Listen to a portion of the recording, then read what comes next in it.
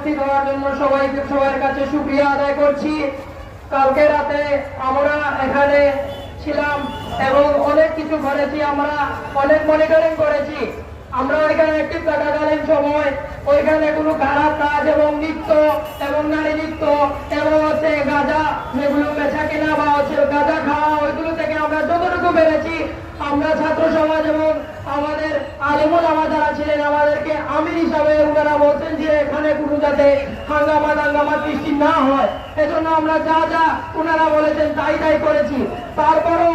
দেখা গেছে যে 2:50-এর দিকে দিই বা 2:30-টার দিকে দিই ওনারা যারা বন্ড পীর যেগুলো আছেন ওনারা একত্র হয়ে আমাদের উপর যে হাঙ্গামা বা ওনারা যে একসাথে হয়ে ওনারা অনেক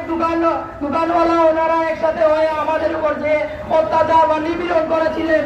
এর জন্য আমরা তীব্র নিন্দা জানাই এবং আমরা